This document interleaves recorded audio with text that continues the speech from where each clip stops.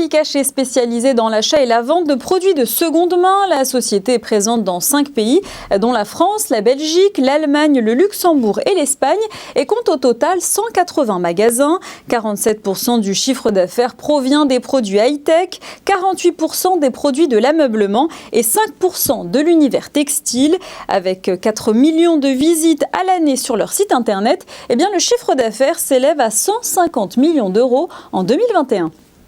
Et j'accueille avec plaisir le président du groupe Apicache, Pascal Lebert. Bonjour. Bonjour. Bienvenue à vos côtés, Pierre-Luc Charon. Bonjour. Bienvenue à vous aussi. Vous êtes responsable de l'atelier Api. Vous allez nous détailler ça dans un instant. Donc, on est dans l'univers de la seconde main. Expliquez-nous votre métier. Notre métier, c'est des magasins d'achat-vente de produits d'occasion pour tous les produits de la maison, de la cave au grenier, intérieur, extérieur, que ce soit high-tech, ameublement, décoration, vêtements, bijouterie, tout ce qui est dans la maison. Et on est concentré sur la seconde main. Donc tout ce qui est occasion. Oui, c'est vraiment l'occasion. Ça existe depuis quand, l'idée, le concept Apicache en fait 1980. 1980, donc aujourd'hui c'est vrai que tout le monde se met, on voit plein de secteurs qui se mettent à la seconde main. Est-ce que vous aviez le sentiment d'être pionnier ou simplement d'être logique ? C'est logique. Le marché de la seconde main, c'est une partie du marché du neuf. Oui. À partir du moment où on a acheté quelque chose, on devient un détenteur d'un produit qui devra trouver une seconde vie, ou pas. Et c'est à peu près 50% du marché du neuf. Donc tout produit qui est mis sur le marché trouve sa destination chez nous parce qu'il faut le réutiliser ou on doit lui trouver une autre destination en tout cas. Si on rentre un peu dans le détail du catalogue, entre guillemets, on trouve quel type de produit ? Des armoires, des ordinateurs, des téléphones, des bijoux, des vestes, des pantalons, du matériel de bricolage, des jeux, on trouve aussi de l'œnologie, on trouve un petit peu de tout ce qui est produit qui rentre dans la maison, à usage domestique vraiment, et puis qui est utilisé au quotidien. Vous continuez d'ouvrir des magasins aujourd'hui ? C'est quoi le maillage de Apicache ?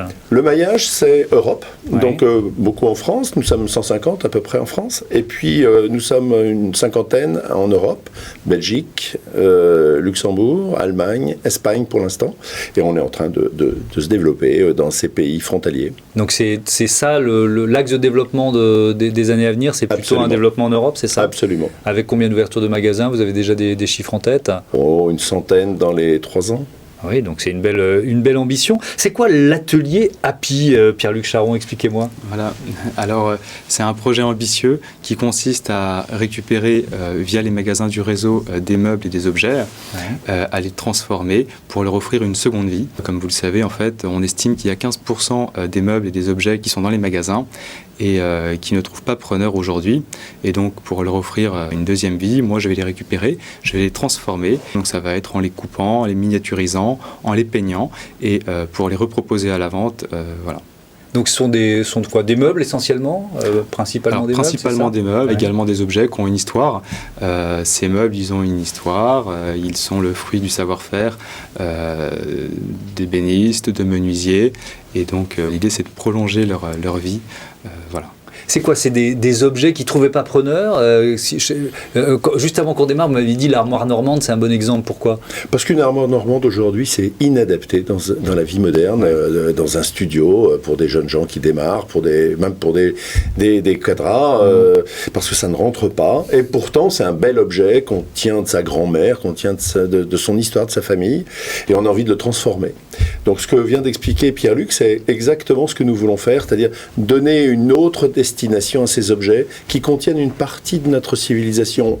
C'est un petit peu, on va peut-être un peu loin, mais on a comme vocation de retrouver les gestes d'antan, retrouver le travail d'antan. L'armoire normande, elle vaut aujourd'hui entre 50 et 60 euros dans un magasin parce qu'elle ne trouve pas preneur et c'est dommage. Ouais. Pourtant, il y a des bois qui sont nobles, il y a des belles factures, etc. Donc on veut la retransformer et la réadapter. Ouais. Qu'est-ce que vous faites avec nos armoires normandes, par exemple? Vous pouvez les repeindre, j'imagine. Qu'est-ce que vous en faites? Oui, ça va de transformation simple. Voilà, on les ponce, on les repeint. Mais également, c'est plus ambitieux. Donc, démonter, récupérer les cimaises, récupérer les sculptures, les portes. Parfois, pour les réintégrer à la construction de nouveaux meubles ou en les miniaturisant, en coupant une armoire normande peut-être et en divisant sa hauteur par deux, en remettant un plateau dessus, pouvoir lui retrouver une deuxième vie, un deuxième souffle. Pourquoi vous avez voulu créer cet atelier? C'était un manque pour vous? Vous disiez il manquait une brique dans ce que vous aviez créé avec Apicache? Oui, il manquait une brique. Enfin, elle était logique, hein, parce que finalement, quand on regarde le marché de l'ameublement, c'est un marché dont une grande partie vient de produits fort lointains, parce qu'ils sont designés en France et puis construits loin. Oui. Et on s'est dit, on peut tout à fait se réapproprier ce savoir-faire. Nous avons les designers, nous avons les produits, et donc ça peut être quelque chose qui est fait chez nous, pour nous, adapté au mode européen, et en même temps en réutilisant ce qui nous vient de nos familles, nos grands-parents. Alors je le disais tout à l'heure, la seconde main, c'est devenu vraiment... elle se développe dans des secteurs où on ne l'imaginait pas en place. Est-ce que ça vous porte aussi, vous, puisque vous parliez de la croissance, des projets ambitieux d'ouverture de magasins, est-ce que ce mouvement un peu général, vous le ressentez? Absolument. Ouais. Depuis le Covid, effectivement, on a un afflux de demandes de jeunes gens qui quittent les grandes villes pour se réinventer un nouveau métier. Ouais. Peut-être un peu plus proche des produits. Il faut signaler que dans nos magasins, on estime les produits, on va chez les particuliers, puisqu'on fait du vide-maison, et on est très très proche, on touche les produits. Vraiment, c'est pas virtuel, c'est très physique.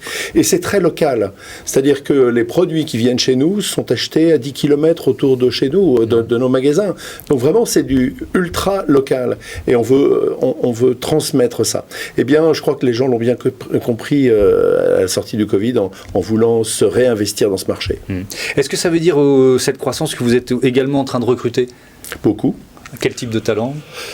Tout type de talent. Il nous faut des créatifs, il nous faut des gens qui sont pragmatiques, commerçants, très curieux, très à l'écoute, qui ont envie de mettre les mains dans le métier, donc des gens très opérationnels, très implantés localement. Voilà, tout type de talent. Il n'y a pas de diplôme pour entrer chez nous. Le seul diplôme, c'est l'envie. Et puis, c'est la curiosité, c'est la gentillesse, c'est l'altruisme, c'est le commerce. Et ben voilà, merci beaucoup d'être venu présenter le groupe Apicache et donc son nouvel atelier, l'atelier Api. Je vous propose une nouvelle entreprise, tout de suite, une autre entreprise et ses chiffres clés.